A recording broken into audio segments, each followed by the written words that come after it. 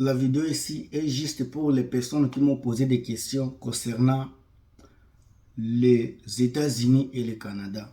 Beaucoup de gens sont encore en France et surtout en Europe entière. Il y a certains également qui sont encore en Afrique qui veulent vraiment savoir les différences entre les États-Unis et le Canada. Et d'autres personnes veulent seulement écouter pour qu'ils aient l'idée, avant de se décider, de prendre cette grande décision, de quitter toute une famille, tout un village, toute une communauté et venir se chercher ailleurs, précisément ici en Occident, en Amérique du Nord.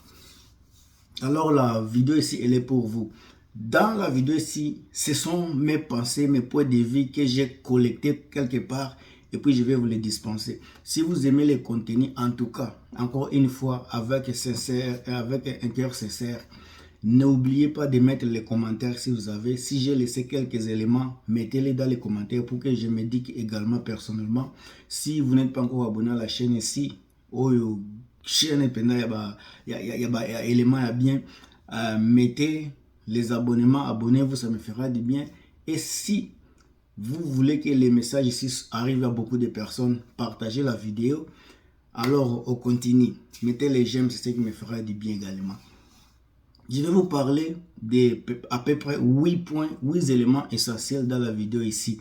Alors, je pense que chacun aura sa part dans la vidéo ici, si vous me suivez jusqu'à la fin. Vous savez que quitter les pays, surtout les pays où il y a la guerre, il y a l'insécurité, il y a l'instabilité politique, il y a l'injustice sociale, et prendre les risques d'aller chercher la vie ailleurs, quitter les zones de confort pour aller vraiment chercher la vie ailleurs. La première chose, selon moi, c'est que vous allez regarder, c'est la sécurité. Vous devrez vous sécuriser d'abord. Alors, si je vais comparer la sécurité entre les États-Unis et le Canada, je vais dire que le Canada va gagner puisque la sécurité aux États-Unis, tout le monde sait qu'il y a toujours des fusillades par-ci par-là. Ça ne peut pas faire 2 jours ça qu'il y ait toujours des annonces sur les réseaux sociaux, sur Internet, sur les chaînes de télévision, qu'il y a les tirages en masse. Ça, c'est quelque chose de commun aux États-Unis. Alors, au Canada, cela est presque... je dis c'est presque impossible, mais vous n'allez jamais... Au moment où je fais la vidéo ici, il n'y a aucun coin où on a écouté chaque mois, il y a tirage à masse, il y a quelqu'un qui est parti, par exemple, dans un coin, dans un parc où les gens sont en train de jouer et en train de tirer les gens. Cela n'est pas encore arrivé ici au Canada.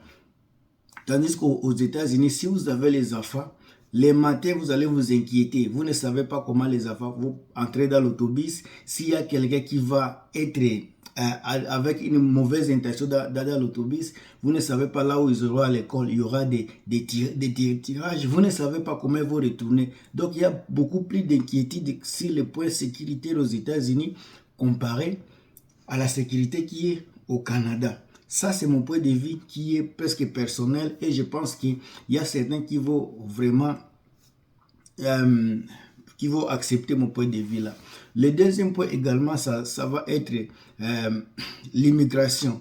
Comme vous allez regarder, vous allez vous poser des questions. Quel est le pays où l'immigration mais sera favorable, la facilité d'immigrer?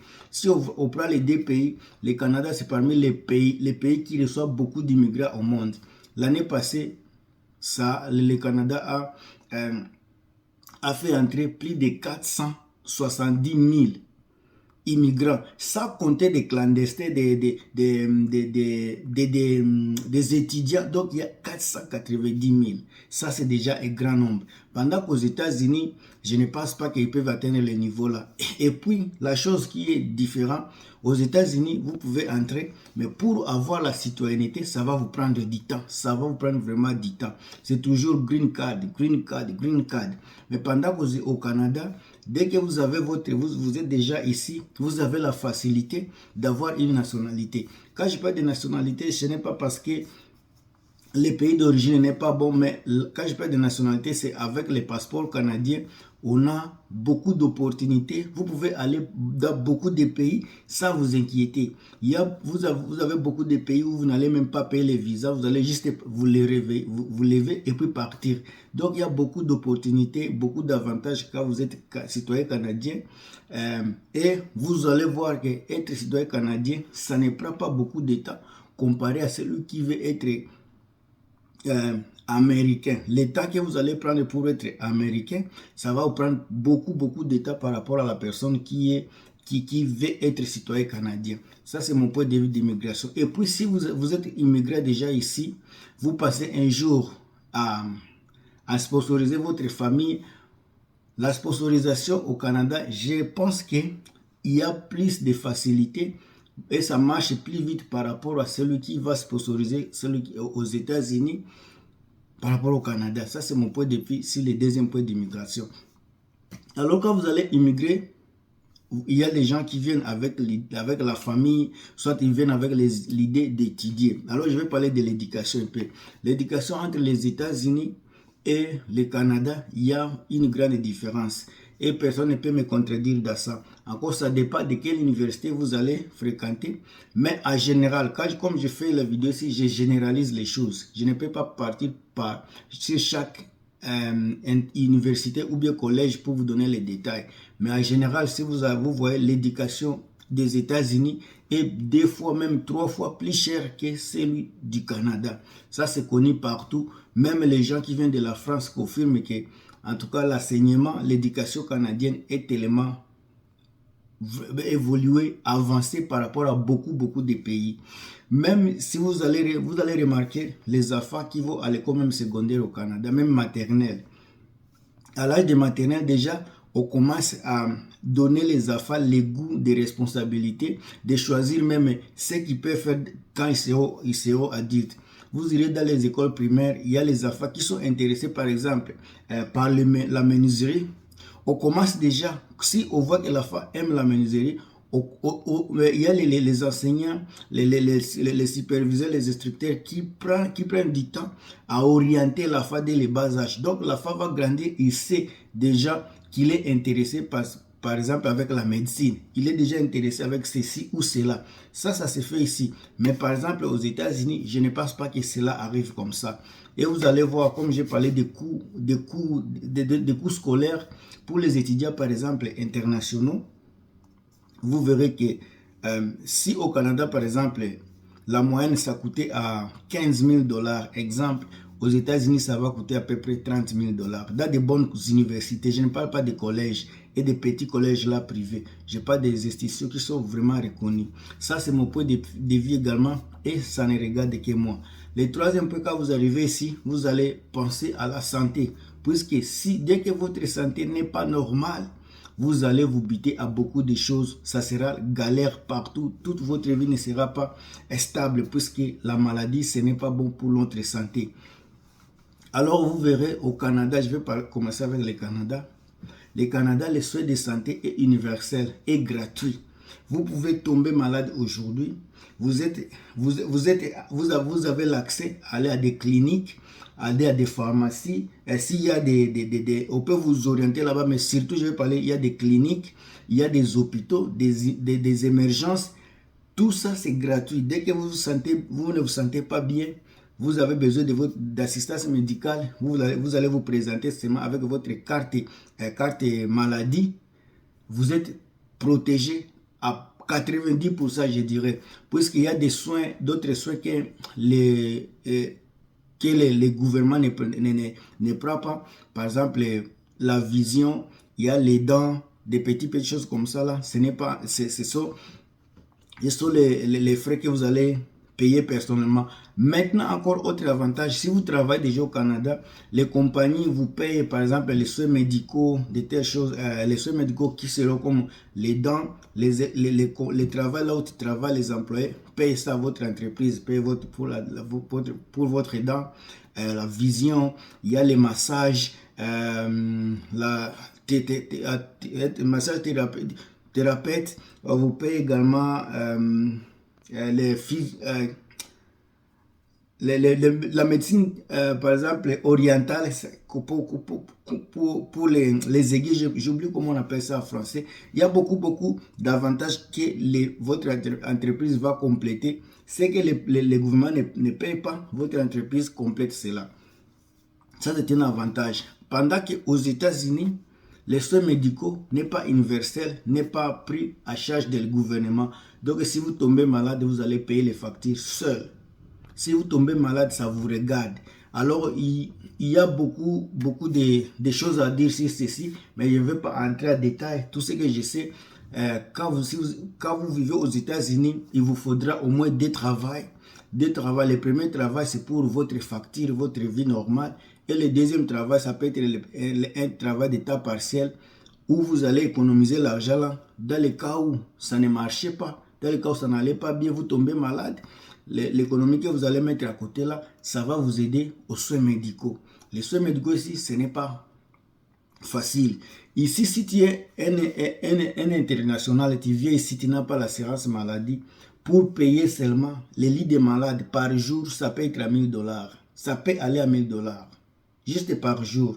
Si tu n'es pas canadien, si tu n'es pas assuré. Alors, c'est mieux d'être... Bon, même les résidents ont droit aux soins médicaux. Dès que vous arrivez ici, vous avez droit à tout. Si vous êtes entré convenablement ici. Puisque si tu es étudiant international, par exemple, il y a des frais, l'assurance maladie qui est là. Ça peut ou ne pas couvrir tout, mais quand même vous couvrez quelque chose d'important dans votre vie. Alors ça, c'est un point de vue sur la santé. Alors si vous avez beaucoup de choses à ajouter sur la santé que je ne connais pas, la place est là dans les boîtes de commentaires. Communiquer, ça va me faire du bien. Alors on évolue toujours. Si vous jusqu'à maintenant vous me suivez, n'oubliez pas de mettre les j'aime si vous aimez le contenu. Et si vous n'êtes pas encore abonné, en tout cas, prenez le temps pour vous abonner à la chaîne ici, ça me fera du bien. Et si vous aimez le contenu, mettez également les j'aime et partagez la vidéo si possible. Je vais parler de l'économie également. Je sais que l'économie, c'est la partie la plus importante dans beaucoup de gens. Surtout quand tu quittes les pays où tu n'as jamais travaillé, tu as toujours besoin de travailler, tu as besoin de couvrir aussi les dépenses familiales, tu veux économiser, tu veux épargner, tu veux t'acheter quelque chose de bien, mais tu n'as pas les moyens. Alors, je vais parler de l'économie. Mais quand je parle de l'économie, beaucoup d'opportunités sur le plan économique, beaucoup d'opportunités, ça est aux États-Unis. Je vais vous dire pourquoi. Parce que d'abord, États-Unis est plus peuplé que le Canada. C'est 10 fois plus peuplé que le Canada. Donc là où il y a beaucoup de gens, il y a beaucoup d'opportunités. Et puis, comme il y a beaucoup de gens, donc ça signifie qu'il y aura beaucoup de villes. Il y aura beaucoup de villes. Donc, quand il y a beaucoup de villes, vous avez les choix. Tu peux vivre à Dallas, tu peux aller vivre en Californie, tu peux aller vivre à New York. Dans New York, il y a beaucoup de... Donc, il y a beaucoup de places. À Chicago, il y a beaucoup de villes où tu peux cibler pour aller vivre. Par exemple, au Canada, on ne parle que plus de 4 villes. Il y a la ville de Toronto, Vancouver, Montréal, Calgary. Maintenant, si on faisait la comparaison, une petite comparaison que je vais vous donner dans la vidéo ici. Par exemple, à Toronto, le coût des loyers d'un appartement, parce que des grandes villes sont toujours chères. Ça, prenez ça d'abord comme ça. Toronto, avec une chambre de 2200, à New York, parce que l'équivalence de Toronto, c'est New York. La grande ville du Canada, c'est New York, c'est Toronto. Et des États-Unis, c'est New York. Alors, à Toronto, un appartement peut aller jusqu'à 2200 par mois. À New York, c'est 3500. Ça sont des moyens. Il y a des ceux qui sont à 5000, à 10 000, c'est comme ça là. Alors qu'on parlait de New York, c'est 3500 américains. Pendant qu'au Canada, c'est 2200 dollars canadiens. Alors, faisait la différence. Si les 3500 de New York, on les mettait au dollar canadien, ça risque d'arriver à 4500, 5000 dollars canadiens. Si je prends par exemple Vancouver, une chambre dans les banlieues, ça peut coûter à 2300 dollars. Vancouver est à peu près plus cher que Toronto. Vancouver qui est à 2300, ça peut être même chose avec Chicago également, les maisons sont chères. Ça peut aller jusqu'à 2300. Regardez. Et si je prenais par exemple Montréal, Montréal parmi les villes que je vous ai citées au Canada, Montréal c'est une grande ville, mais le coût de la vie est moins cher. Et un appartement dans les centres-villes peut aller à 1700 dollars. Maintenant, si je prends Boston par exemple, c'est 2800. Il y a une différence entre 1000 dollars dans chaque ville que vous allez partir. Les 1000 dollars entre les villes de Vancouver, du Canada et les villes des États-Unis. Donc, il y a des fois où on dit que le coût de loyer des États-Unis est cher. Il y a des fois où on dit que ça devient moins cher. Mais écoutez-moi, quand je parle de coût de loyer cher, c'est seulement dans 3 villes au Canada. Je peux dire 4 avec Calgary. Toronto, Vancouver, Montréal et Calgary. Pendant qu'aux États-Unis, vous avez les choix. Vous pouvez aller vivre dans d'autres villes qui ne sont pas reconnues comme chères. Vous allez vous retrouver là-bas. Même chose avec le Canada. Alors, je ne peux pas rester là-bas trop. Quand je parlais de l'économie, je vais également parler du travail. Comme je vous ai dit, il y a beaucoup d'opportunités aux États-Unis comparativement au Canada. Comme il y a beaucoup de gens, donc ça fait du sens. Mais partout, il y a le travail. Il y a tous ceux qui viennent ici, par exemple, les gens de mon pays, ceux qui veulent travailler, ils ont toujours travaillé. Ça dépend du travail que tu veux. Si tu veux vraiment travailler juste dans les métiers que tu connais, que tu maîtrises, c'est là où tu peux avoir des problèmes si tu ne te retrouves pas, si tu ne trouves pas l'emploi dans les secteurs que tu veux.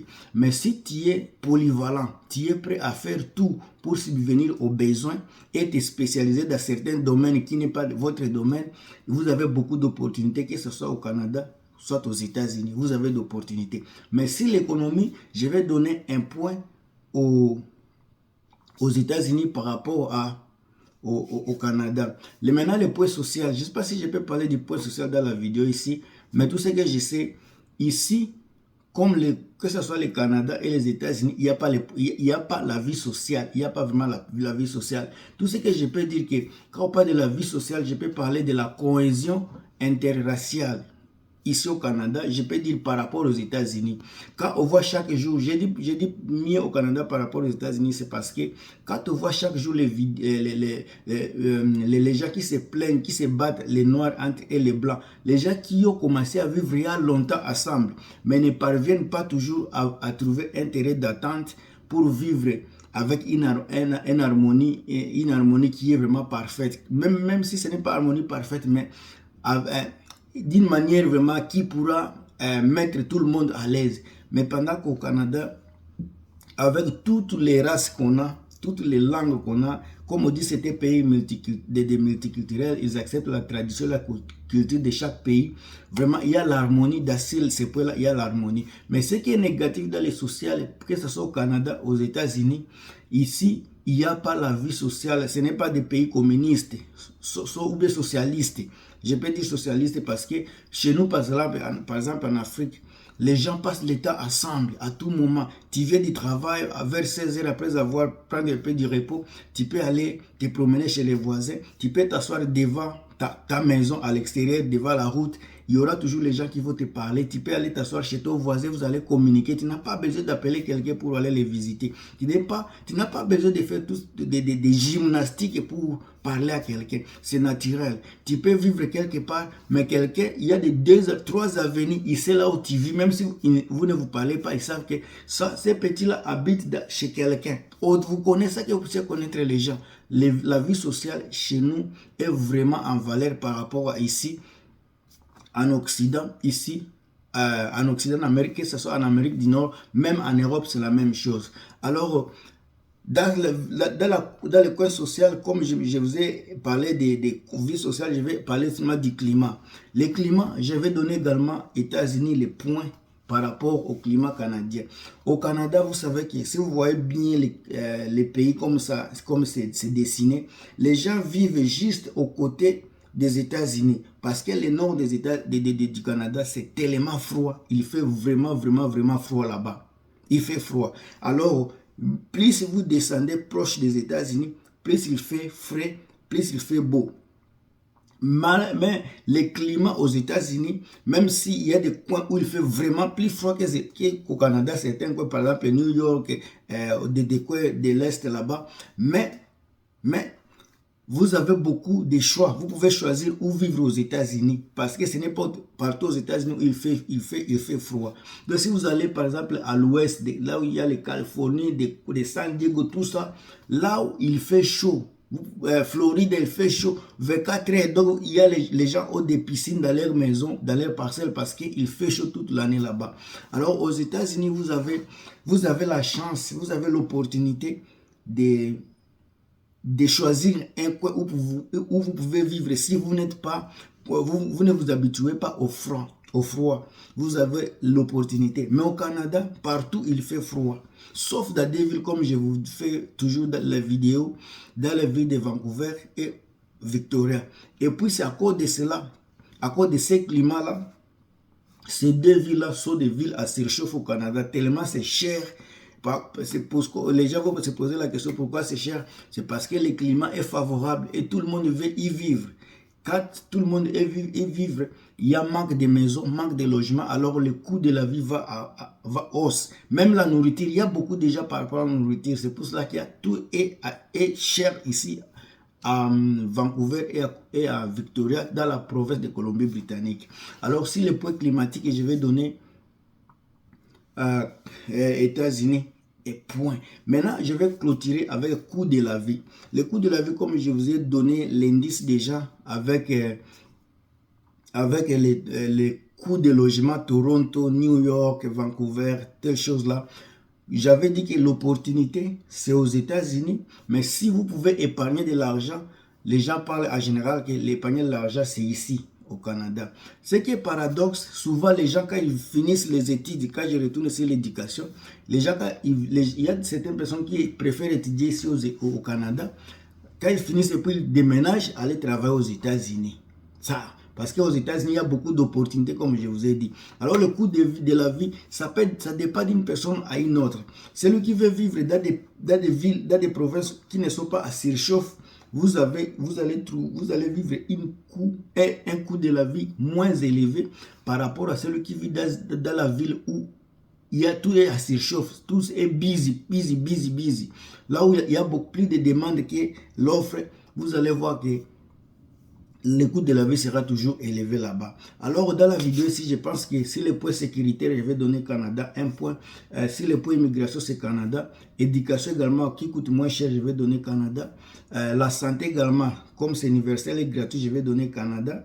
À moins que tu sois riche, ça ne te dérange pas, tu peux payer tes factures seul.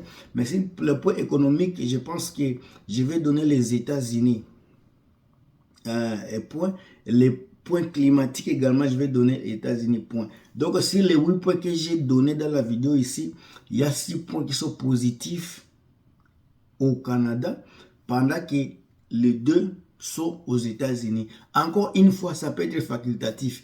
Vous pouvez écouter certaines personnes qui vivent aux États-Unis qui disent qu'ils n'ont jamais connu l'insécurité.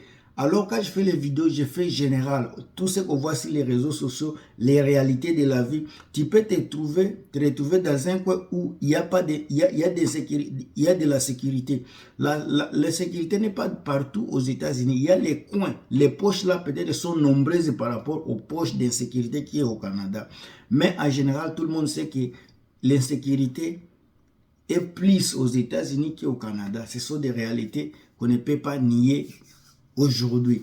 Alors, je pense que la vidéo ici vous a fait plaisir, vous a fait du bien. Je m'excuse pour être trop long dans la vidéo ici, mais alors, en tout cas, je voulais juste énumérer certains éléments qui pourront vous faire du bien, vous donner des idées, surtout à ceux qui veulent partir, soit venir vivre ici au Canada. Alors, si vous avez aimé la vidéo, on se revoit encore très bientôt. Restez scotchés, on se revoit et bye bye.